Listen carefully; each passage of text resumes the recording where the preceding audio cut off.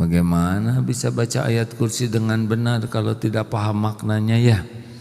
Mungkin yang pertama benarnya ini secara makhraj dan tajwidnya benar, tapi tidak cukup. Mau kuat iman tidak? Mau tenang tidak? Kita harusnya baca ayat kursi, yang takut siapa? Jin. Yang terjadi yang takut siapa? Kita sambil Allahu la ilaha illa huwal hayyul qayyum sambil lari. Allah, ayat kursi itu contoh ya bagaimana Quran menguatkan iman. Allah, ayat kursi memperkenalkan Allahu la ilaha illa huwal hayyul qayyum. Allah, tiada Tuhan, zat yang berhak disembah melainkan Dia, Al-Hayyu, yang maha hidup. Al-Hayyu di dalam salah satu kitab adalah kumpulan dari yang maha melihat, maha mendengar, maha mengetahui segala aspek makhluk kehidupan, memiliki sifat-sifat. Nah, Allah yang memberikan sifat itu dan Allah memiliki sifat itu yang maha sempurna. Allah tidak pernah ada satupun yang kurang. Beliau, bukan beliau, Dia Allah maha hidup, maha melihat, maha mendengar, maha mengetahui, maha menguasai segala-galanya. Al-Qayyum adalah Allah yang mengurus semua makhluknya sendiri, tidak perlu bantuan siapapun, tidak perlu pertolongan siapapun. Menghidupkan, menciptakan, membentuk, mengadakan, menghidupkan, memberi nafas, makanan, memberikan kebahagiaan. Allah yang menakdirkan sakit, semua kejadian, semua makhluk diurus oleh Allah sendiri, tidak memerlukan siapapun membantunya dan terus menerus. Itu kalau baca ayat kursi itu langsung ada Allah yang maha hidup, yang mengurusi saya, yang mengurusi semuanya. Anak, cucu, semua milik Allah, dalam genggaman Allah. Allah yang ngurus, yang mengurus rezeki sekarang, nanti, yang akan datang. Makanya kalau baca ayat kursi itu langsung yakin ada yang mengurusi dia.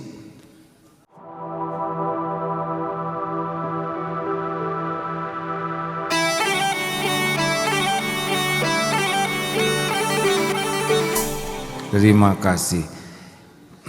Tamu kunjungan hari ini santri belum ada, jadi kita leluasa menguasai masjid ini.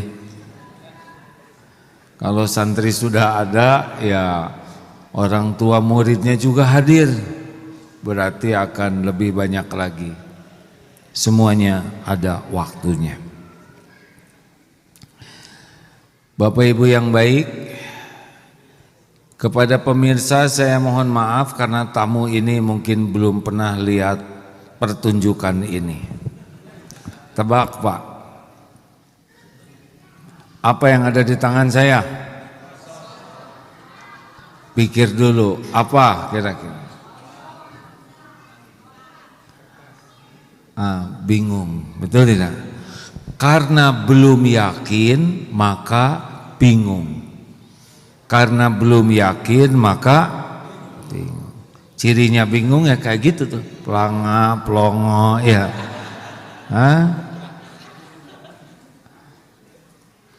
Ini apa nih? SOP-nya dari kiri. Tidak boleh lupa ya. Sekarang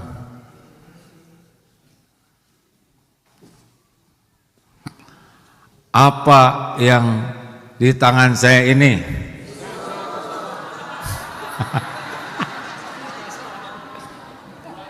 Mana jatuh ke mana?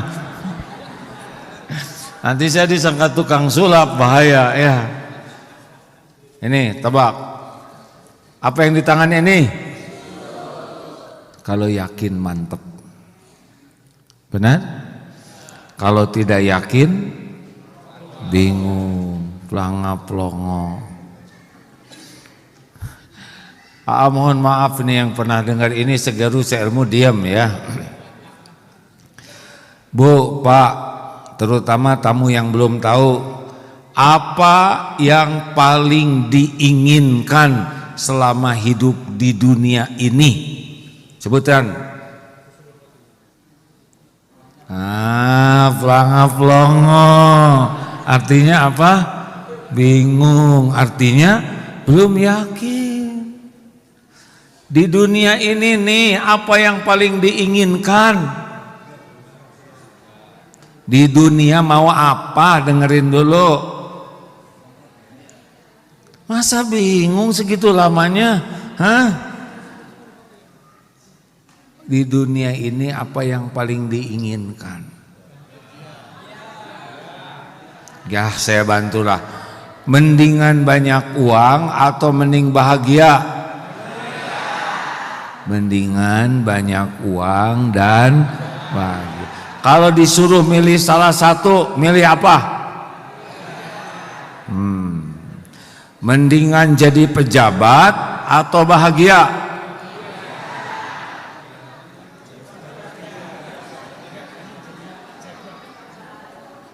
Pilih salah satu, jangan serakah. Mendingan jadi orang terkenal atau bahagia? Mendingan punya suami ganteng atau yang ada tapi bahagia?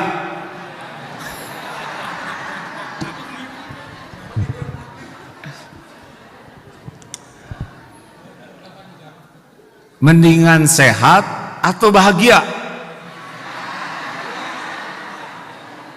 Pilih salah satu. Cung yang mau sehat, Cung yang mau bahagia. Ibu nggak boleh dua kali. Begini ya, kenapa banyak orang yang sehat tapi stres?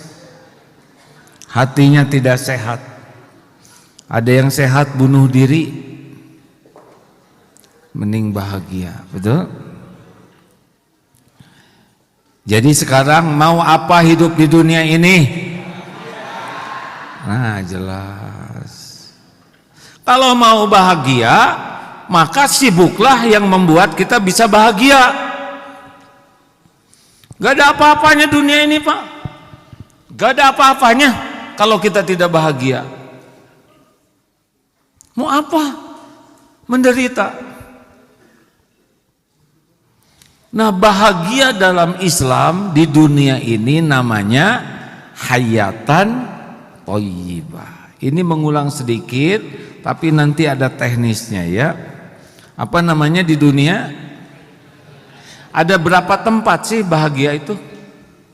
3. Di dunia namanya hayatan thayyibah.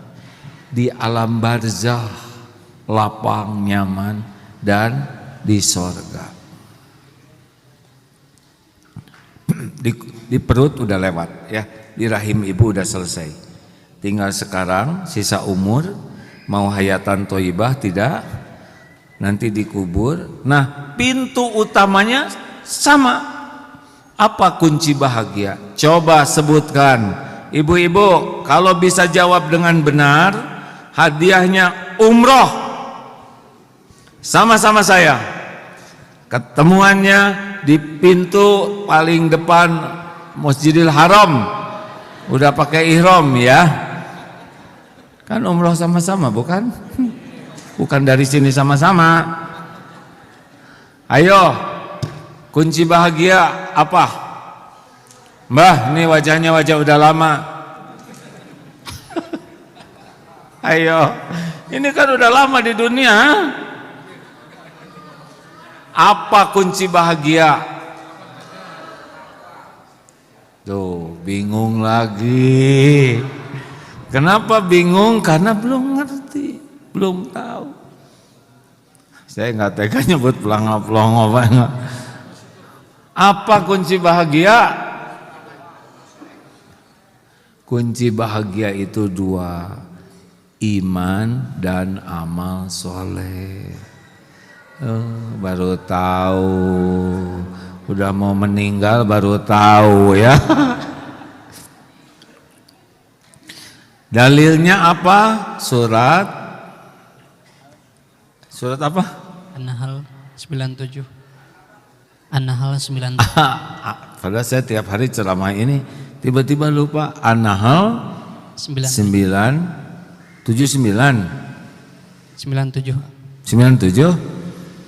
Bacakan Ustaz, tolong suara Ustaz lebih bagus. Silakan.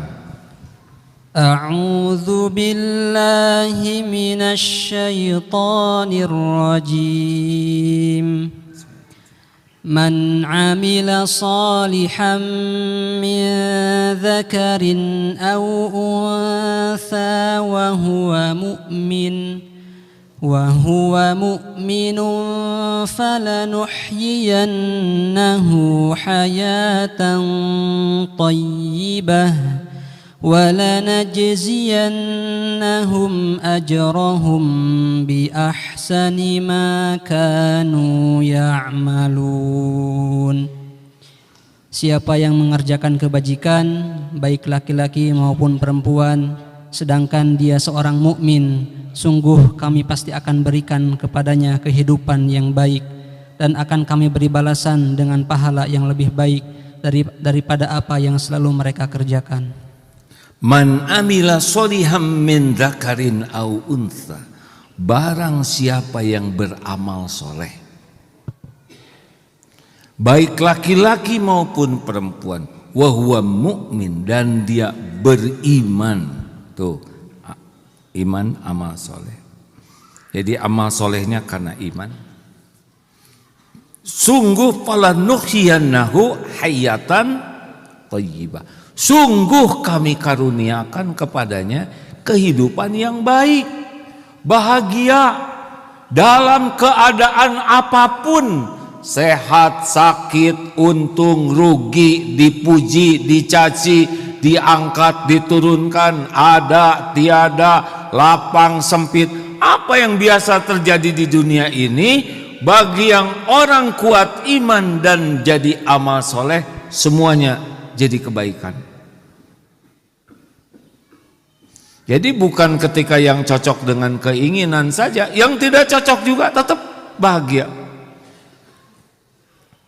Difitnah tenang, ditipu tenang. Apapun yang Allah takdirkan, dia bisa menyikapi dengan cara yang disukai Allah sehingga dia dibahagiakan oleh Allah. Jelas Pak? Dan di akhirat nanti Allah akan memberikan balasan yang lebih baik dari apa yang bisa dia lakukan di dunia ini. Jadi iman dan amal soleh. Udah tahu ciri orang kurang iman tidak? Nggak apa-apa. Ini rendah hati semuanya ya. Sudah tahu tapi tidak mau menunjukkan diri karena lupa ya. Sudah sering sekali, hampir tiap ceramah saya sampaikan ini dan akan selalu disampaikan supaya mantep. Ya, yang saya harus kejar dalam hidup ini adalah meningkatkan iman dan kesibukan jadi amal soleh. Ciri orang kurang iman, satu, selalu cemas dengan yang belum terjadi. Kalau udah ingat nanti, besok, lusa yang akan datang, tegang, cemas, galau, gelisah, resah. Yang lalu sedih, kecewa, nyesek aja tiap ingat yang lalu. Dan yang sekarang capek, ruwet. Kalau ibu-ibu namanya Mbak Ruwet, suaminya namanya Mas Ribet. Jadi ada orang yang masalah aja terus Pak. Dari bangun tidur sampai tidur lagi rewel, mengeluh, mencela, ngerasullah, menghina, nggak ada bagusnya itu omongan. Kenapa omongannya nggak enak didengar? Karena hatinya tidak enak. Kalau orang hati tidak enak, perkataannya tidak enak, raut mukanya tidak enak, nadanya tidak enak, kelakuannya tidak enak, memancar.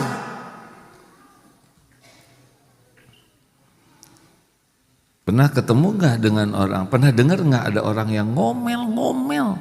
Kenapa sih pagi terus saja? Mau makan ngomel, lagi ke dapur ngomel. Pernah dengar tidak yang begitu? Pernah dengar nggak, Bu? Jelas suaranya? Jelas suara sendiri. Enak aja mikirin orang lain. Ya, itu ciri-ciri orang kurang iman. Memangnya kalau ibu-ibu kuat iman seperti apa bicaranya? Dua cirinya. Falyaqul khairan aw liyasmut, berkata baik atau diam. Man kana yu'minu billah wal yaumil akhir falyaqul khairan aw liyasmut. Kalau ibu-ibu, bapak-bapak kuat iman, gampang. Dengar saja perkataannya. Kalau bicara baik, apa bicara baik? Zikrullah dan amar ma'ruf nahi mungkar, ngajak orang baik, mencegah orang berbuat jelek. Selebihnya diam. Tapi orang yang kurang iman bunyi terus, celetak, celetuk, segala dikomentarin. Lihat apa saja bunyi mulutnya, segala diceritakan, segala ditanyakan, segala dibahas, segala didebatkan. Ini ciri orang kurang iman begitu. Efeknya apa? Tidak nyaman, tidak bahagia, dan orang-orang di sekitarnya pun tidak bahagia. Wah, kata si ibu, jadi ketahuan dong saya kurang iman. Memang setiap kali kita ngobrol itu sedang cerita tentang aib diri kita sendiri. Wes kaya ngono aja ngomong-ngomong. Nah, tepat. Aja omon-omon. Bukan tidak boleh bicara. Bagaimana supaya orang kuat iman? Nah, sekarang saya membahas, biasanya langsung ke fokus ke iman. Sekarang tambahannya adalah amal soleh ya. Orang kuat iman itu pintunya satu, yaitu paham agama atau ilmu. Jadi kalau orang tidak belajar agama, tidak bisa kuat imannya. Bagaimana bisa yakin ke Allah kalau belajar tentang Allah saja tidak tahu?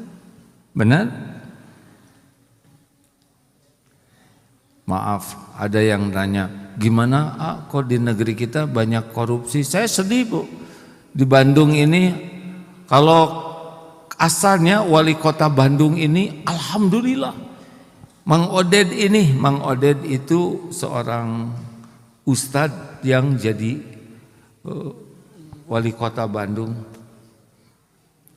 Saya kenal baik beliau, alhamdulillah. Beliau wafat hari Jumat dalam keadaan wudhu di masjid, sedang sholat dalam persiapan khutbah Jumat. Ini susah meninggal kayak gini. Mau milih Jumat susah, Pak. Ada Kemis sore, belum tuh Jumat. Mau milih lagi sholat susah. Mau milih di masjid lebih susah lagi. Di sini jarang, belum ada nih yang meninggal di sini nih. Keluar dari masjid baru meninggal. Darut Tauhid masjid sudah lama, yang meninggal di dalam masjid bisa dihitung dengan jari. Susah takdir meninggal di masjid dalam keadaan berbuat baik. Allah mewafatkan beliau, mudah-mudahan ini merupakan ciri-ciri husnul khotimah. Saya dengar kata istrinya, Mang Oded ini, wali kota ini tidak tidur sebelum mendoakan kebaikan kepada orang-orang yang berbuat tidak baik kepadanya. Jadi sebelum tidur itu kebiasaannya, ya pastilah ada yang tidak suka dengan pejabat ya, didoakan. Dan tidak tidur sebelum membaca Quran. Yang menyedihkan penggantinya diistirahatkan di sebuah tempat yang aman. Juga penggantinya lagi jadi tersangka bahwa memang orang baru bisa terjaga akhlaknya kalau kuat iman. Kuat iman kuncinya paham agama. Jelas? Jelas tidak nih? Belajar agama dengan niat ikhlas, kemudian diamalkan dengan ikhlas, langsung iman menguat.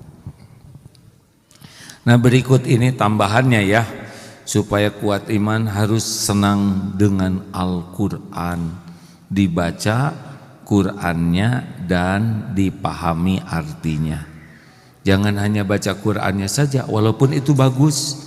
Ada yang lebih bagus dari yang bagus, yaitu membaca Quran dan memahami artinya. Hafal ayat kursi tidak Bapak Ibu? Hafal tidak? Hafal? Maksud saya artinya. Contoh saja ya ini. Ayat kursi itu dahsyat sekali Pak. Bagi orang yang membaca ayat kursi dengan benar, termasuk memahami arti dan mentadaburi isinya. Itu ayat kursi itu kan ayat yang paling mulia. Dari Al-Quran ini ayat yang paling mulia itu namanya ayat kursi. Saya bacakan hadisnya ya, ini untuk memotivasi ya.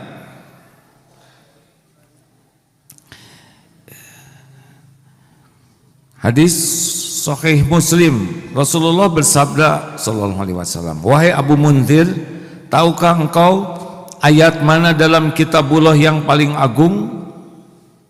Dalam Al-Quran yang paling agung. Lalu aku menjawab, Allah dan Rasulnya yang lebih mengetahui. Beliau mengulangi pertanyaannya, kemudian aku menjawab, ayat kursi. Beliau bersabda, selamat engkau dalam memiliki ilmu, wahai Abu Munzir. Demi zat yang jiwaku berada di tangannya, sesungguhnya ayat kursi ini mempunyai lidah dan dua bibir yang senantiasa mensucikan Allah di tiang ars. Hadis riwayat Muslim. Hadis dari An-Nasai, barang siapa yang membaca ayat kursi setiap selesai sholat wajib, maka tidak ada yang menghalanginya masuk surga kecuali kematian. Dalam hadis Bukhari lainnya disebutkan, siapa yang membaca ayat kursi sebelum tidur, maka dia akan dilindungi dari gangguan setan hingga pagi hari. Keutamaan lainnya, ayat kursi mampu melindungi rumah dari gangguan jin dan setan. Membaca ayat kursi ketika masuk rumah akan membuat setan tidak berani memasukinya. Ayat kursi kalau dipahami akan sangat menguatkan keimanan seseorang terhadap kekuasaan Allah. Ayat kursi jikalau dibaca dengan benar dan paham akan sangat menenteramkan batin karena merasa dalam perlindungan Allah Subhanahu wa taala. Ayat kursi akan memperkuat seseorang semakin dekat dengan Allah Subhanahu wa taala. Nah, Bapak Ibu, setan itu keder. Saya mendengar dari beberapa ulama yang insya Allah tidak mengada-ada dalam ceramahnya, bahwa kalau yang hadis sahih itu tentang Abu Hurairah ya, yang menangkap seseorang kemudian di Baitul Mal karena dia menghibah, dilepaskan lagi sampai 3 kali.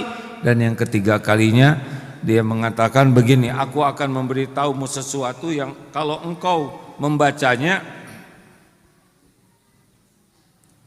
sebentar, maka Allah akan melindungi. Nah, itulah yang disebut ayat kursi. Ini ada kisah tentang seorang dukun tobat. Nah, dukun tobat ini kebal di Timur Tengah ya, di Saudi. Dia datang ke ulama dan menceritakan, saya mendengar dari ustadz yang cerita ini. Suatu saat ini dukun kebal, datang seorang pemuda, lalu pemuda ini membacakan ayat kursi, dan ternyata dukun itu jadi terluka ketika demo atau apa.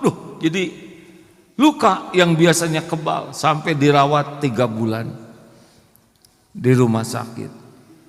Dia heran, dia bertanya kepada jin-jin yang melayaninya, kenapa kamu gak ngejagain Ogut? Mungkin begitu ya, karena dia itulah. Apa kata jin-jin yang suruhannya?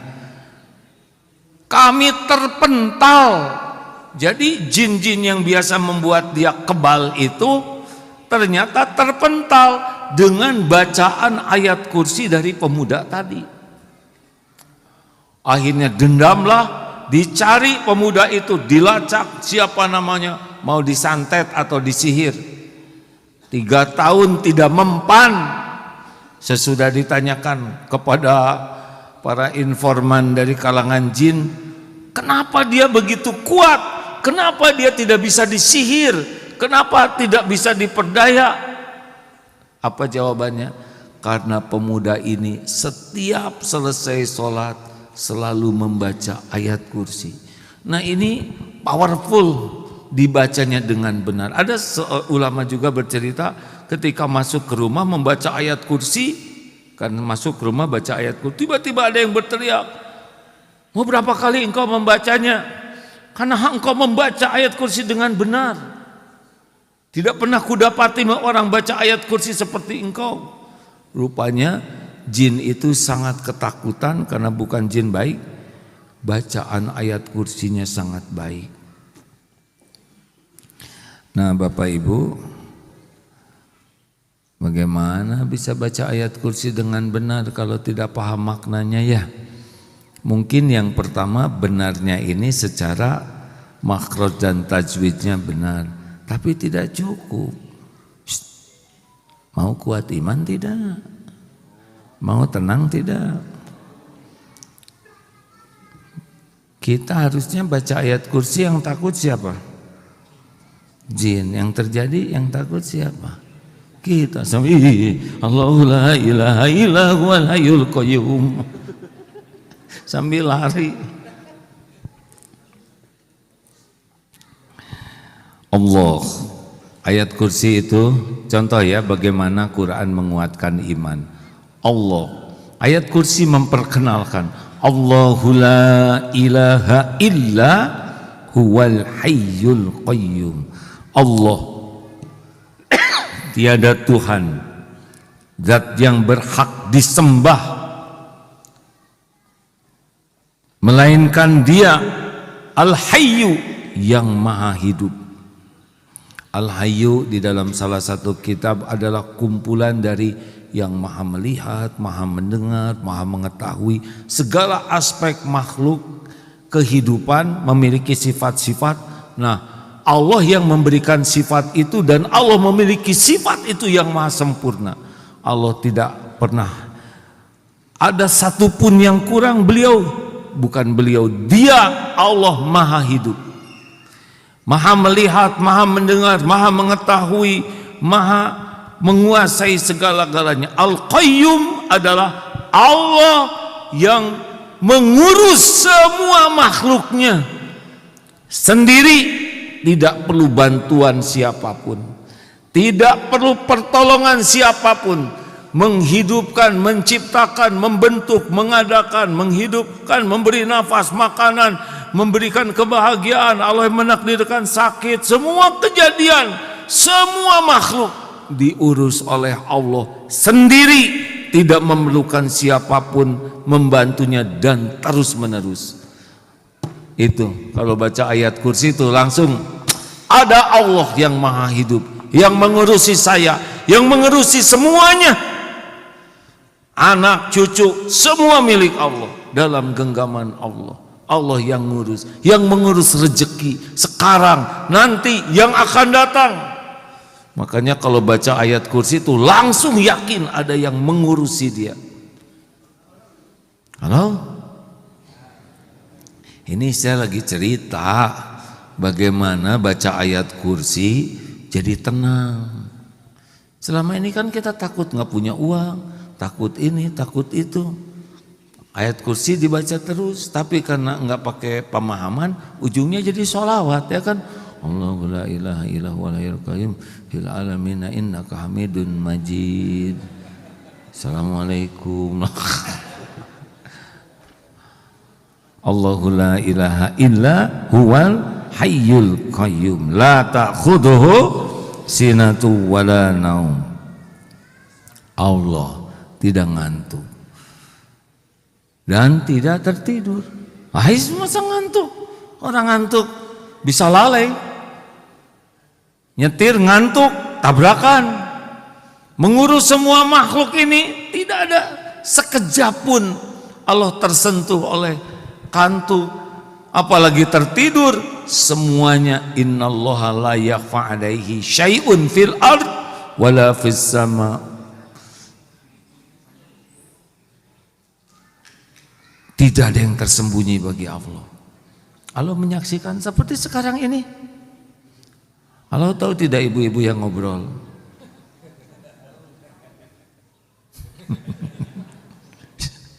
Ibu, saran saya kalau mau ngobrol sendirian aja ya. Karena yang diajak ngobrol belum tentu mau diajak ngobrol.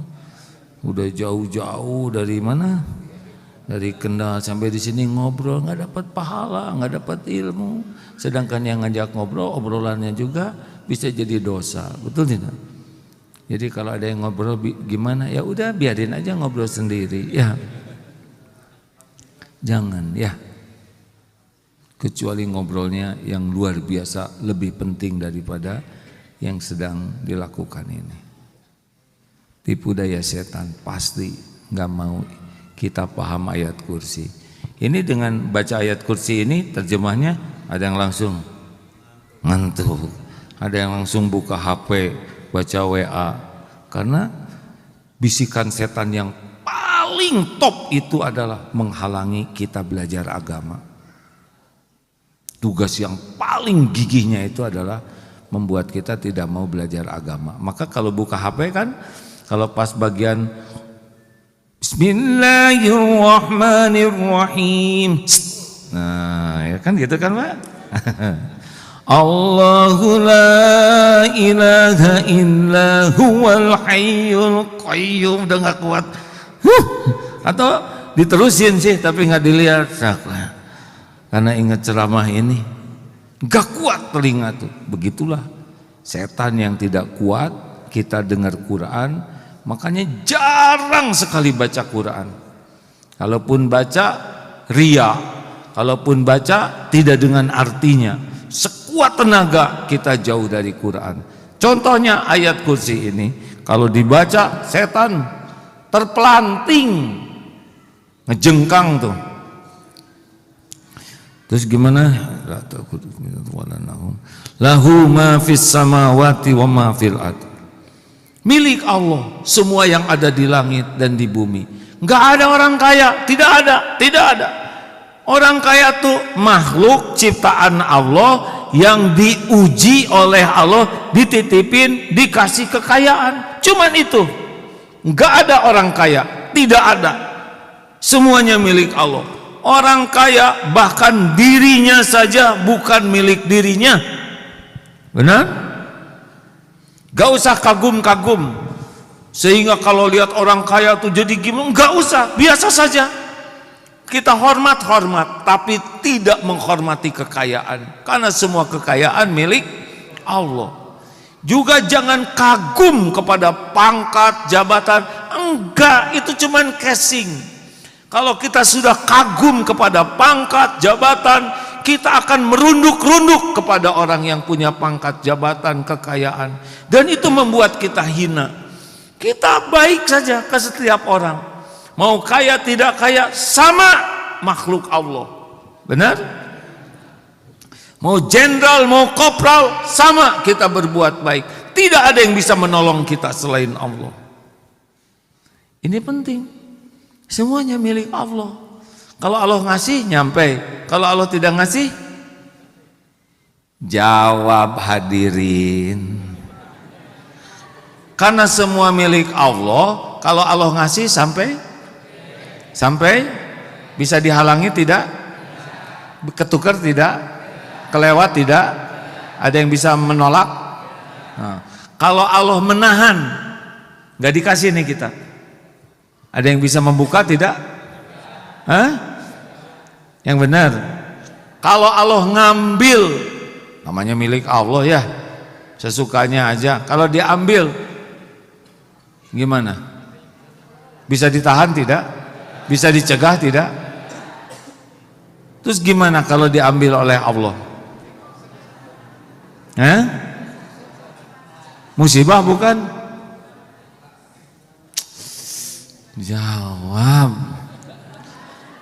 Kenapa kita sering nyebut musibah kalau diambil sesuatu oleh Allah? Lihat tukang parkir, apakah dia selalu menyebut bertubi-tubi ditimpa musibah? Musibah terus saya ini, motor diambil, mobil diambil oleh siapa? Oleh yang punya. Bu, ojo apa ya? Ojo kelenger. Ojo teh kasar ya apa ya? Kalau yang harusnya apa? Ampun? Siapa kenapa jadi ampun? Terserahlah. Bu, Pak, dengar. Semuanya milik Allah. Enggak ada, ini bukan punya kita. Bapak dulu SMP kan? Ya kan? Kita kan pernah SMP. Beda kan wajahnya dengan dulu kan? Coba kalau wajah kita waktu SMP seperti ini, pasti jadi bintang kelas ya kan? Rajanya di sana.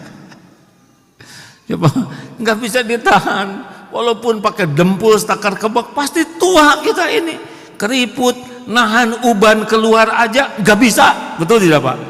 Walaupun udah makan sari areng, batu bara, ya nggak bisa, tetap tua, peot. Walaupun pakai jepitan jemuran di sini, pas dilepas, saya pernah lihat itu di medsos. Ada ibu-ibu sudah sepuh ya sama saya sudah tua juga. Kemudian di make up katanya ya. Ininya pakai apa? Kayak ada plester gitu supaya ini naik begini. Set, jadi nggak ada keriputnya. Kemudian didempul. Kemudian segala macam. Sampai mulus lagi. Dia gembira dengan yang enggak cocok. Gimana sih? Mau berapa lama itu plester dipakai ya kan? Bayangkan kalau jadi mempelai terus nikah, kan pasti di rumah dibuat. Udahlah, ini milik Allah. Nikmati jadi tua itu ya. Halo?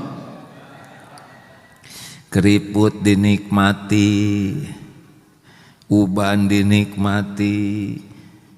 Karena bukan punya kita.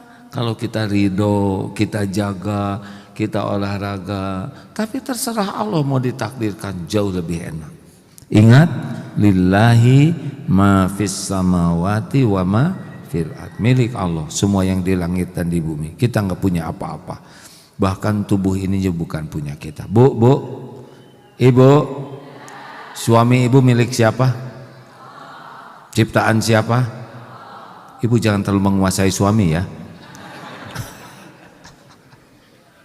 Aduh bapak, yes katanya.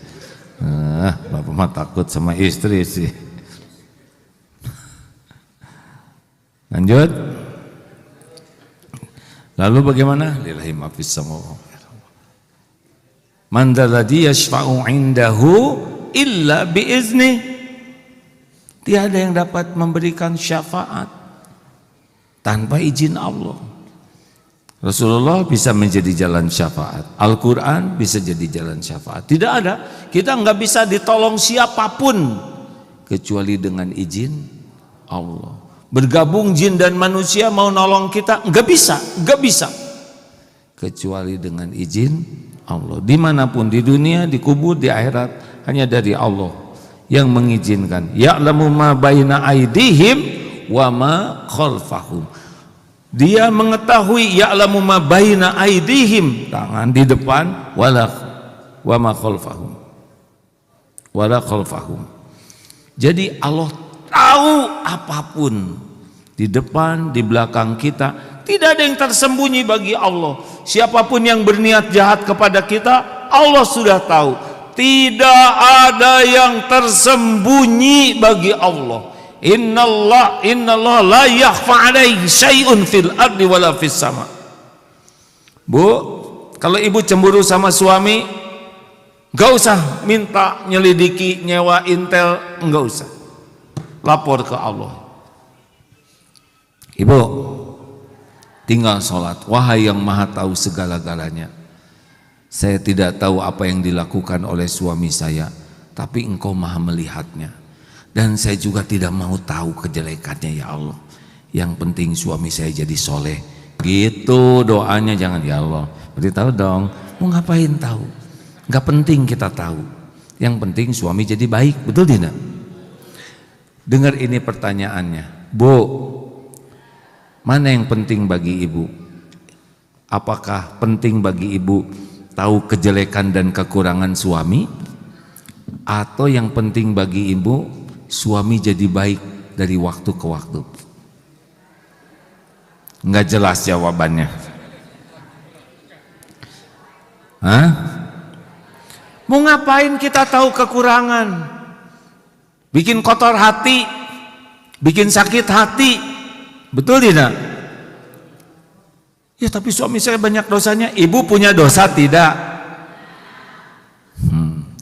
Draw. Sama-sama punya dosa. Yang penting itu suami bisa tobat, jadi baik, husnul khotimah. Itu yang terpenting. Kalau ngungkit-ngungkit dosa yang lalu, hanya bikin kotor hati. Sama bapak juga Pak. Jangan suka nanya-nanya, Bu, waktu SMA kamu punya pacar tidak? Mau apa? Udah sama-sama eot, ngobrolin zaman SMA. Ibu malah genit lagi. Ya iyalah Pak, saya kan kembang kampus. Emang berapa pacarnya? Ya tiap semester lah satu variasi. Jadi kamu 6 waktu SMA, itu minimal Mas. Diapain aja? Ya standar lah. Jadi nikah sama saya, ya sisanya mah. Oh, stres. Siapa aja pacar kamu? Ya itu, atasan Mas. Oh, jadi dendam, wah stres. Gak ada gunanya ngebongkar-bongkar. Diam. Yang penting apapun yang terjadi, tobat lebih baik. Allah Maha tahu yang lalu, yang akan datang. Mau bahagia tidak? Ya udah, nggak usah ribet ya. Ya lamu baina aydihim wa ma khalfahum wa la yuhituna bi syai'im min ilmihi illa bima syaa. Dan mereka tidak mengetahui apa-apa dari ilmu Allah kecuali yang dikehendaki oleh Allah. Jadi kita tuh nggak ngerti apapun, zero, kecuali ilmu yang Allah titipkan. Maka nggak usah petantang petenteng sok pinter. Allah tahu semuanya. Ini dari sini putus kemana? Pulang lagi nggak? Atau mau di sini terus? Allah tahu apa yang akan terjadi di jalan. Kita nggak tahu. Kemarin waktu haji naik bis dari Madinah ke Mekah, saya duduk paling depan, melihat supir agak cepat. Itu supir kayaknya agak cepat. Hati-hati, jangan-jangan yang di depannya ban meletus, bisa oleng nih. Tiba-tiba ban bis kami yang meletus. Saya nunjuk yang depan, yang sendiri yang meletus. Jadi yang depan nyampe, kita di tengah jalan. Allah tahu semuanya yang akan terjadi. Kita berlindung ke Allah. Bismillahi tawakkalna 'alallah la haula wala quwwata illa billah. Jadi nggak usah sok pinter lah, nggak usah sok keren, sok hebat, mau apa. Orang kita bodoh. Terus gimana kalau ada yang nyebut bodoh? Ya memang bodoh ya. Dia bukan menghina tapi fakta ya. Kita tersinggung karena merasa pintar. Mau kita cetek, gak ada apa-apanya, gak ada apa-apanya. Kemarin ke Tanah Suci bawa sepeda Pak. Udah susah ngangkutnya, izin sana sini. Pas sampai mau dipakai kempes. Itu mompa Pak, susah sampai saya telepon ke Indonesia. Gimana ini? Kok nggak kembung-kembung bannya? Nggak tahu ilmunya Pak, udah dibawa sejauh itu tetap nggak bisa dipakai. Kata yang ngasih tahu tuh begini, itu pentilnya diputar. Dikit cuman segitu, tapi tidak tahu, nggak bisa tuh Pak. Jelas? Betapa pengetahuan itu luar biasa, dan Allah pemilik segala ilmu. Kalau nggak ngerti, nggak bisa apa-apa kita ini. Sudah sering ditanyakan, siapa nama teh? Bang Hendra, coba perkenalkan diri ya, tapi pakai bahasa Eskimo. Diam. Kenapa? Nggak ada di sininya. Mau ngomong apa? Paling es batu, es batu. Jadi kalau tidak dikasih ilmu, hina kita ini Pak. Minta terus kepada Allah. Mengapa bangun selesai sholat subuh doanya apa? Allahumma barik. Itu makan dulu, bukan yang itu. Allahumma inni as'aluka ilman nafian. Yang pertama diminta adalah ilmu yang manfaat. Yang kedua warizqan thayyiban, bukan rezeki yang banyak, ternyata rezeki yang baik. Yang ketiga wa amalan mutaqabbalan, minta semua aktivitas kita ini diterima oleh Allah jadi amal soleh. Begitu 3 target harian tuh begitu Pak. Uang pertama ternyata ilmu. Nah, banyaknya orang ngejar-ngejar rezeki melulu, tapi karena nggak ada ilmunya jadi rezekinya nggak baik. Ya kan? Kalau ada ilmunya tahu mana baik mana buruk. Karena nggak ada ilmunya asal rezeki aja dikejar-kejar. Nggak ada waktu buat nyari ilmu, makin repot. Yang ketiga, minta jadi amal. Bisnis amal, ngurus keluarga amal, olahraga amal, kerja amal, dagang amal soleh, berkhidmat ke suami amal. Bagi kita semua kegiatan itu diniatkan jadi amal soleh. Tuh begitu Om. Ya'lamu ma baina aydihim wa ma khalfahum la yuhituna bi syai'in min ilmihi illa bima syaa wasi'a kursiyyuhus samawati wal ard. Kursi Allah meliputi langit dan bumi. Kekuasaan Allah, semuanya milik Allah, dikuasai Allah, takluk kepada Allah. Semua yang ada di langit, semua yang ada di bumi, semua yang ada di antara langit dan bumi, semuanya Allah yang menciptakan, Allah yang memiliki, Allah yang mengurus, Allah yang menggenggam setiap saat. Tidak ada yang luput, tidak ada yang lepas, tidak ada yang bisa lari dari Allah. Yas'aluhu man fis samawati wal ard kulla yaumin huwa fis sya'n. Semua yang ada di langit dan meminta ke Allah, dan Allah setiap saat dalam kesibukan mengurus semuanya. Tidak ada satupun yang lepas. Wah, harusnya yakin seperti itu kira-kira. Dan terakhir, wala ya'uduhu hifdhuhuma wa huwal aliyyul azim. Dan Allah tidak merasa berat mengurus, memelihara semuanya, enggak ribet.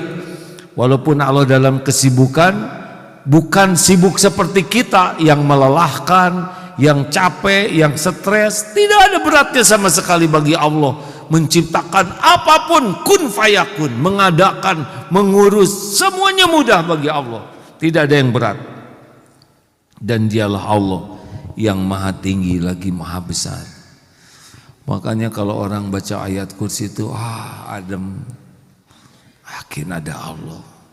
Gak ada apa-apanya. Gak ada apa-apanya dunia ini. Dunia ini dibanding matahari, matahari dibanding dengan galaksi, nggak bunyi. Galaksi Bima Sakti di alam, we are nothing, nggak ada apa-apanya, nggak ada apa-apanya. Kita ini nggak ada apa-apanya, benar tidak? Makanya kalau orang yang mengenal Allah baca ayat kursi dengan pasti itu, ada Allah penguasa langit yang bumi, yang maha kaya, yang maha tahu, yang maha baik. Ada Allah. Nah, keyakinan itu membuat setan terpelanting, takut, baik jin dan manusia.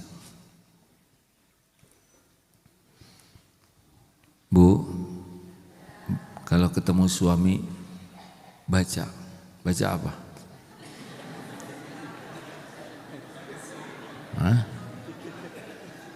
Baca ayat kursi. Bapak jangan suudon ya. Kalau lihat istri, Allahu la ilaha illallah. Memangnya saya setan? Bukan begitu. Cari pahala. Kan itu ayat yang paling agung. Baca, terutama waktu-waktu terbaik bacanya itu adalah sehabis sholat. Tenang, kemudian mau masuk rumah. Atau zikir pagi dan petang. Pagi baca, pada asar baca lagi, menjelang tidur baca. Atau kalau mau wirid dengan ayat kursi dengan niat zikir, menambah keimanan, zikirlah dengan ayat kursi. Masya Allah. Gak bisa sihir itu nanti. Tidak dengan izin Allah gak akan kena. Nanti jin-jin di rumah juga jangan heran teriak-teriak. Lah, kemarin saya baca ayat kursi, istri saya yang teriak. Itu mungkin ada masalah ya. Apa dia jinnya? Ya, dilihat aja kakinya ya, napak atau enggak. Lanjut tidak nih? Tambahan supaya amal solehnya menguatkan iman, baca ayat kursi. Satu ayat sudah segitu hebat ya Pak. Apalagi kalau rajin baca Quran dan dipahami ayat-ayatnya ya. Mau ditambah amalannya supaya lebih tenang? Satu ya, kalau supaya ingin tenang itu jangan banyak keinginan. Iya, banyak keinginan teh capek kan? Cobalah Pak. Coba sebulan saja tidak banyak keinginan, rasakan bedanya. Iya, enggak perlu banyak keinginan, tapi banyak bersyukur. Kenapa ke rumah sering paket? Mungkin enggak datang sendirian, mungkin enggak iseng gitu ya, dari paket datang ke rumahnya, pasti karena keinginan. Kok kayak gini? Bahannya nggak cocok, ngambek. Kekecilan, ngambek. Coba kalau nggak beli, nggak akan kekecilan. Benar? Ini ada yang cerita beli dari luar negeri Pak, merchandise seorang atlet, beli 3 kaos, jaket, celana, 3-tiganya nggak ada yang benar. Ternyata M ukuran luar negeri itu double L ukuran kita Pak. Jadi seperti pakai kebaya kan.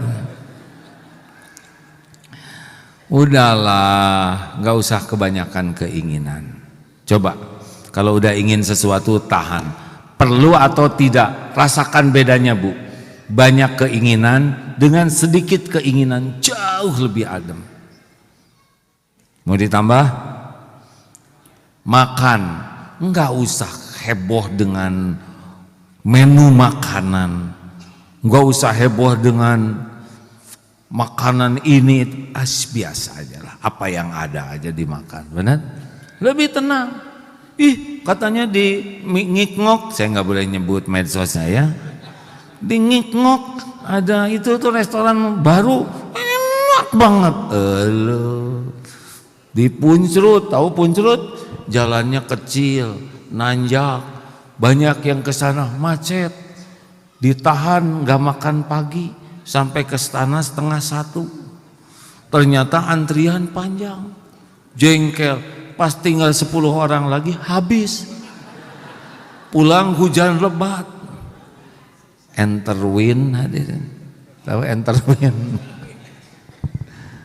Aduh, apa sih enaknya makanan? Hah? Nih, enaknya makanan segini.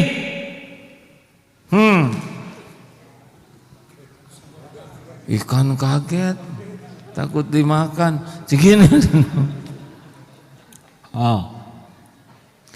Makanan diindah-indah, dipoles, diwarnai, diatur. Itu sebelum masuk. Coba masukin aja sebentar, ya enggak? Setengah menit. Simpen lagi di meja. Beda bentuknya. Enggak akan pengen. Halo? Berapa banyak kita diperbudak lapar mata, benar? Aduh itu. Aduh kelihatannya enak banget. Ambil, cocolin tuh ke mata.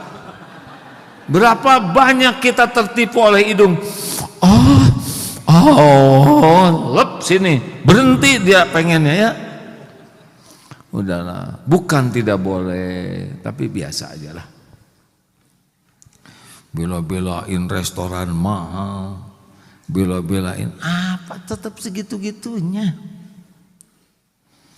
Saya pernah lihat daging wagyu, tahu? Dari sapi yang bahagia katanya, dipijit terus. Pernah saya nyobain Pak. Pas saya makan, asam makan, agar-agar, habis saja Pak. Saking lembutnya. Harusnya daging mahal itu kenyal supaya awet. Ini dikemut aja habis, rugi saya. Untung dibayarin orang.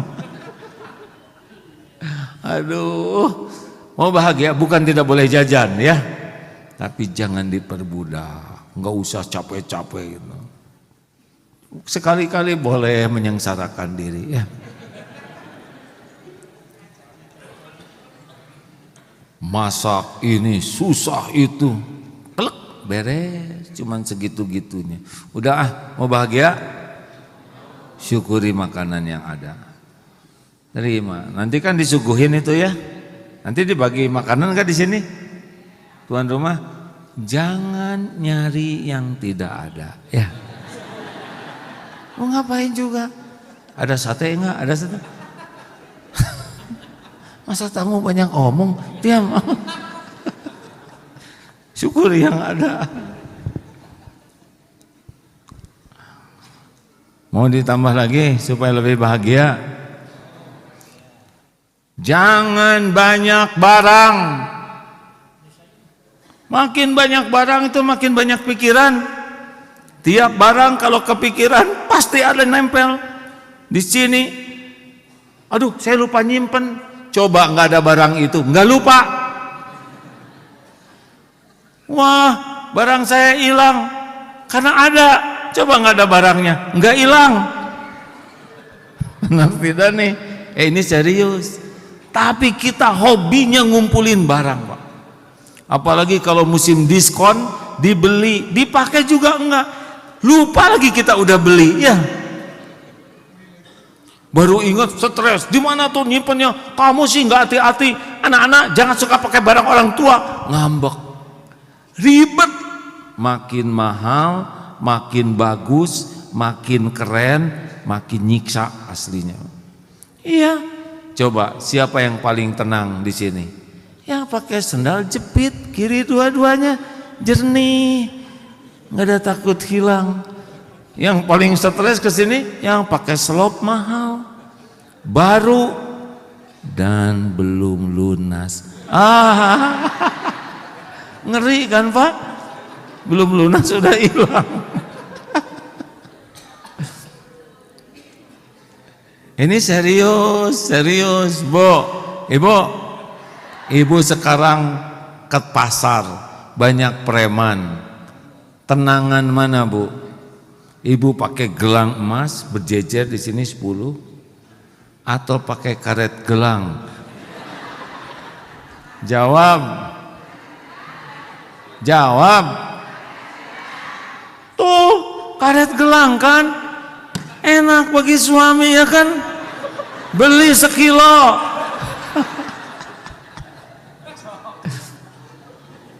Kita teh bener-bener nyiksa diri tuh ya. Kita beli tapi gara-gara punya jadi kesiksa. Takut rusak, takut kegores, takut hilang, takut ada saingan. Ada ibu-ibu mati-matian nabung, nyicil sisanya beli tas yang diidam-idamkan, yang asli ori katanya. Terus dibawa ke pengajian mau pamer.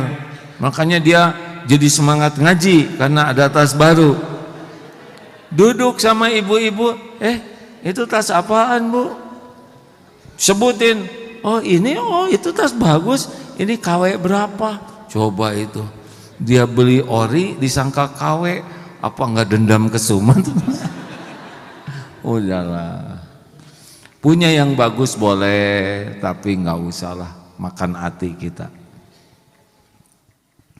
Setuju tidak? Coba jam yang harganya 500 juta, yang 1 miliar dengan jam kita, kecepatannya sama tidak? Ya udah, kita beli jam mau lihat apa? Waktu, iya kan? Nah, sederhanakan.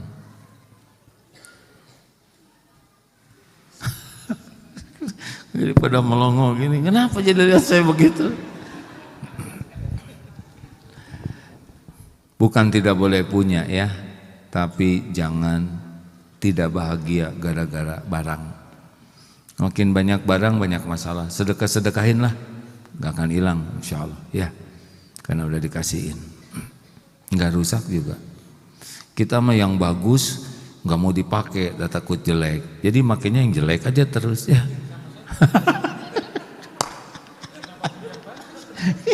Ada kan Pak yang beli yang bagus mah. Saya juga begitu Pak. Ini ada kaos, sampai ditanya kenapa pakainya yang ini terus? Sayang kan jelek. Itu kan ada yang baru. Sayang lah nanti takut dicuci. Aneh. Ayo ngaku sama kan begitu. Cari kawan. Mau tambah lagi resep bahagia enggak? Udah, jangan segala dibaca. Jangan segala pengen tahu urusan orang. Sekali kita tahu jadi pikiran. Bu, tahu nggak Bu? Emang kenapa? Tetangga itu Bu, ternyata tas yang suka dipakai itu tas mertuanya. Dia lihat, oh mertua gitu. Padahal mertuanya itu hadiah dari dia. Yang kotor pikiran tuh. Mendingan gak usah serba tahu yang tidak perlu tahu. Ibu gak usah nanya, Pak, tanyain gajinya berapa. Mau namain tanya gaji teman. Ternyata gede jadi enek ya kan. Dia kecil kita jadi sombong. Mending gak tahu. Tidak harus segala pengen tahu. Jangan segala ditanya. Halo? Mau bahagia tidak? Asli nih sekarang ini ada medsos nih. Segala berita masuk ke sini. Setiap yang kita baca mempengaruhi hati dan pikiran kita. Benar? Pilih dan pilah. Jangan merusak iman, jangan merusak amal, baru tonton. Tapi nafsu pengen yang sebaliknya. Giliran Quran ceramah nggak mau dengar, giliran voli pantai pengen lihat. Untung yang polinya binatang itu hadir jadi aman. Nafsu maunya maksiat melulu. Walaupun kakek-kakek, langsung tenang kayak saya juga kakek-kakek. Teruskan jangan. Mau bahagia? Jangan berdebat. Apalagi untuk urusan yang nggak ada apa-apanya. Wah, katanya sepak bola itu 2-2 Pak. Gara-gara kipernya kurang benar. Emang ngaco tuh, harusnya kiper tuh nggak usah dipasang. So tahu ngomongin sepak bola lagi. Kaos kaki sepak bola aja nggak punya ya nggak. Biarin mau 2-0, 5-0 nggak ngepek. Kita semua dibahas, semua seakan-akan kita paling paham, paling tahu. Nyiksa diri, hei ibu bapak, nggak usah banyak berdebat untuk urusan yang nggak worth it. Udah, bapak mau makan apa? Mau makan nasi goreng atau nasi uduk? Ibu yang ada apa? Nasi uduk, nasi uduk. Beres. Rumah ternyata diganti catnya. Kenapa jadi begini? Nggak usah nyebut kenapa, udah dicat ya. Kenapa harus berantem? Mau dicat lagi? Udah. Tinggal merem aja ya kan, nggak usah masuk ke kamar itu. Gampangin aja urusan itu Pak. Beli lotek, yang datang mie kocok, cuma beda dikit ya kan. Suka makan, nggak suka kasihin, beres. Saya terkesan tuh sama kakek-kakek yang nggak pernah marah tuh, usia 80 tahun masih ingat kayak apa rahasianya awet muda, seger, ceria terus? Saya kasih 2 kuncinya. Apa kek? 1, saya tidak mau marah kecuali untuk urusan penting. Yang kedua, ternyata urusan duniawi ini nggak ada yang penting, beres. Kek, spion hilang, biarin, beli lagi, beres. Kek, listrik jadi mahal gini nih, gimana ya? Cabut. Hah? Dicabut gelap dong, bayar, beres. Kayak ini cucu bayarannya naik, keluarin. Hah? Jadi bodoh dong, bayar, beres. Itu gimana ya? Masa mau dua-duanya? Halo? Ngerti nggak nih senyum-senyum kayak gini? Beli durian ternyata busuk, ya udah. Tinggal saudara pilih mau makan atau mau dibuang ya. Kenapa ya kita beli durian busuk? Karena rezekinya durian busuk. Kita berpahala tuh ngasih rezeki sama tukang durian. Benar tidak? Gampangin aja lah urusan tuh Pak. Mau bahagia? Mau bahagia? Nggak usah ribet. Masih ingat yang buang angin belum? Lagi pengajian, buang angin. Sudah. Apa sih masalahnya? Pakai disikut segala. Bu, jangan kentut. Bagaimana jangan? Sudah. Kalau melarang sebelumnya aneh. Gimana dong? Kan bau, berarti kan udah kesedot ya kan? Mau digimanain coba? Coba mau digimanain? Nah, dikeluarin, dipulangin, gak mungkin. Ya sudah selesai urusan. Alhamdulillah ya Allah. Yang sebelah saya ini rupanya udah sekuat tenaga nahan, tapi ya tidak tertahankan ya. Alhamdulillah, berarti telinga saya normal, bisa mendengar suara selembut ini dan tercium. Oh alhamdulillah, berarti saya nggak kena COVID. Beres ya. Mau bahagia enggak? Udah bikin simpel lah urusan. Tidak semua urusan harus diribetin, benar tidak? Mau ditambah satu lagi, terutama yang akan datang, ya, yang bikin cemas tuh, ya. Kalau udah ingat nanti besok lusa, ingat ya, ada Allah. Itu yang agak jarang. Saya ingat dulu Mas Punto, teman saya lumpuh. Mas, diurus oleh siapa? Oleh ibu. Nanti kalau ibu meninggal siapa yang ngurus? Kan ada Allah.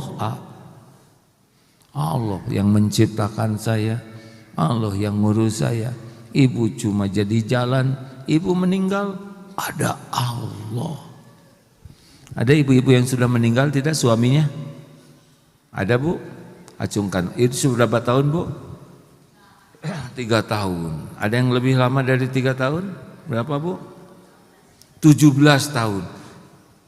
Saya turut berduka cita. Tapi ibu saya lihat masih hidup kok. Ya. Hah? Benar tidak Bu? Rezeki masih cukup? Makan, minum, pakaian, berteduh. Berarti suami meninggal nggak masalah, betul tidak? Makanya mau bahagia jangan terlalu cinta sama suami. Jangan banyak berharap dari suami. Itu kunci bahagia. Suami ibu yang ini, maaf ya Pak ya, ini jenis-jenis makhluk yang tidak bisa diharapkan. Boro-boro membahagiakan istrinya, membahagiakan diri sendiri aja susah. Benar? Benar tidak? Mbah, benar Mbah? Ini wajah-wajah perjuangan ya kan? Tuh ibu 17 tahun, suami wafat, tetap yang menjamin Allah. Jadi jangan terlalu cemas suami meninggal, biarin aja ya. Maksud saya salah ngomong, salah. Ibu jangan bersandar ke suami ya. Penutup, mau bahagia jangan berharap apapun dari makhluk untuk kita. Tenang aja, semua nikmat milik Allah, dari Allah. Tugas kita berikan yang terbaik lillahi ta'ala. Gak usah ngarap-ngarap terima kasih, gak usah ngarap-ngarap balas budi, gak usah ngarap-ngarap dihormati, dicintai, gak usah. Itu di luar kekuasaan kita. Harap-harap kita aja yang berbuat. Suami saya jarang senyum. Bibir ibu yang mana? Ini kan yang tidak senyum bibir suami, gak usah dipikirin. Ibu senyum aja sendiri ya. Kenapa? Kenapa maksa orang senyuman? Jangan sibuk dengan yang di luar kendali kita. Sibuklah dengan apa yang bisa kita kendalikan. Siapa yang bisa kita kendalikan syariatnya? Diri sendiri. Teman gak senyum, ya gak apa-apa. Mungkin sudah senyum, hanya belum terangkat maksimal bibirnya. Kita aja yang senyum. Dia kurang sopan, kita aja yang sopan. Dia tidak tahu terima kasih, kita aja yang terima kasih. Suami saya gak pernah mengucapkan selamat malam kalau mau tidur. Kita aja yang selamat malam, ya gak? Tapi dia gak ngebalas, ya gak apa-apa, balas aja sendiri. Makin bersandar kepada makhluk, makin tidak bahagia hidup ini. Believe or not, percaya atau tidak, periksa ke hati masing-masing. Lepas, jangan bersandar ke siapapun selain ke Allah. Merdeka hidup ini. Fokus saja, berikan yang terbaik sebagai amal soleh. Ya sudah, segitu aja. Gak usah nanya, bikin orang yang susah ya. Kecuali pertanyaannya dijawab sendiri. Terima kasih Bapak Ibu yang baik. Azan jam berapa? Mau foto dulu, bagus. Saya diwakili oleh ini ya Pak ya. Nggak bisa diwakili Pak. Oh, gambarnya beda. Salah satu ujian hidup saya tuh begitu Pak, orang mau dipotret, mau diapain sih potret-potret? Non saya nggak ngerti kan. Kenangan. Baik, oh ya, boleh ke luhur jam berapa Dek? 11.58. Saya hari ini ditunggu kereta api nanti, tapi insya Allah saya sempatkan untuk dokumentasi. Doakan ya, karena agak padat nih, jam 1 sekian ditunggu oleh Mr. Wus, sudah kenal belum? Kereta cepat. Jam 3 di JHCC ada acara dengan Ustadz Bahtiar Nasir, jam 4:30 harus di Eprod ya, di Soekarno-Hatta, jam 6:40 terbang ke Perth. Nah, jam 1 saya ditunggu di sana oleh yang jemput gitu. Ya mau kemana saya sendirian di tengah malam. Jadi ini kita efektifkan waktunya ya. Tamunya ada banyak nih. 354 yang terdata. Kalau seorang dipotret semenit, 354 menit dibagi 66 jam. Saya ketinggalan pesawat dong Pak. Insya Allah rombongan ya. Baik Bapak Ibu, silakan berinfak dulu, kemudian kita tutup dengan doa ya. Bismillah. Kenapa berinfak? Supaya tambah barokah saja. Ada pertanyaan kah? Ayo bergerak Dek. Iya.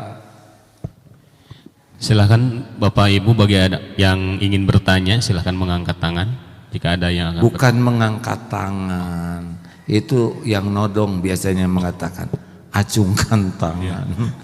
Coba kalau angkat tangan gimana Pak? Angkat tangan. Ya. Alhamdulillah tidak ada yang nanya. Jadi STAI Sekolah Tinggi Agama Islam Darut Tauhid membuka pendidikan baik yang mau bayar maupun yang tidak mau bayar. Loh kok bisa tidak bayar? Ada beasiswa. Jadi jamaah haji Darut Tauhid angkatan 2024 kemarin, kalau yang 2023 ini kalau tidak salah menyelesaikan masjid ya. Yang 2024 ini mengalokasikan dana 1, sekian miliar untuk beasiswa mahasiswa sampai selesai. Jadi kalau ada di antara jamaah pemirsa juga yang mau berpendidikan di Sekolah Tinggi Ilmu Agama Islam Darut Tauhid, silahkan baik yang jalur bayar maupun jalur beasiswa.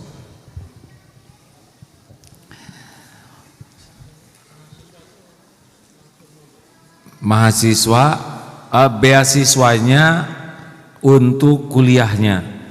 Kalau mondoknya ya mondok sendiri ya. Ada asrama juga di sini bagi yang nanti bisa diasramakan. Tapi kalau mahasiswanya banyak tidak semuanya bisa masuk. Kalau SMP, SMA asrama semuanya. Terima kasih. Allahumma sholli ala sayyidina Muhammad wa ala alihi wa ashabihi ajma'in. Alhamdulillahi rabbil alamin, la haula wa la quwata illa billah. Duhai Allah yang maha menatap, berkahi majlis ini ya Rabb.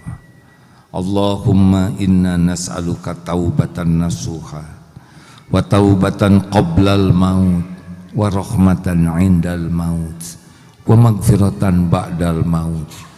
Duhai Allah, bimbing agar kami bisa tobat dengan sebenar-benar tobat. Karuniakan kepada kami ampunan sebelum ajal kami datang ya Allah. Turunkan rahmat-Mu ketika ajal kami tiba. Cabutlah nyawa kami penuh dengan keridhaan-Mu, husnul khotimah. Lapangkan kubur kami ya Allah. Ya Rabb, ringankan hisab kami. Jadikan kami ahli surga. Jangan biarkan kami tersentuh api neraka. Ya Allah, ampuni semua dosa kami kepada ibu bapak kami. Ampuni semua dosa kami kepada keluarga kami. Ampuni semua perbuatan buruk kami kepada makhluk-makhluk-Mu. Allahumma ighfir lana wali walidina warhamhum kama rabbawna shighara. Rabbana hab lana min azwajina wa dhurriyyatina qurrata a'yun waj'alna lil muttaqina imama. Ya Allah, jadikan siapapun yang hadir, yang menyimak, benar-benar menjadi hamba yang Engkau kuatkan imannya. Berikan kepada kami nikmatnya beribadah, khusyuknya sholat. Lapangkan rizki kami yang halal barokah, dan berikan kepada kami ringan dan nikmatnya sedekah. Bersihkan kami dari segala hutang piutang ya Allah. Karuniakan kepada kami rumah tangga sakinah, rumah tangga yang benar-benar selalu dekat denganmu, rumah tangga ahli takwa, rumah tangga yang terpelihara dari fitnah, bala, wal musibah. Titipkan keturunan yang soleh, solehah, hafiz, hafizah ya Allah. Ya Rabb, sembuhkan jamaah yang sedang sakit ya Syafi. Cukupi yang sedang kekurangan. Kabulkan hajat-hajatnya ya Allah, yang maslahat dunia akhirat. Undang ke Baitullah jamaah ini ya Allah. Jadikan haji hajah mabrur mabrurah. Bila saat ajal kami tiba, wafatkan kami husnul khotimah. Wa na'udzubika min su'il khotimah. Allahumma ighfir lil mu'minina wal mu'minat wal muslimina wal muslimat al ahya'i minkum wal amwat. Allahumma ansur ikhwanana fi Filastin. Tolonglah saudara-saudara kami di Palestina ya Allah. Khususnya di Palestina, Engkau mengetahui segala-galanya. Tidak ada satupun yang bisa menolong selain hanya Engkau. Hasbunallah wa ni'mal wakil, ni'mal maula wa ni'man nasir. Rabbana atina fid dunya hasanah wa fil akhirati hasanah wa qina azabannar. Subhana rabbika rabbil izzati amma yasifun.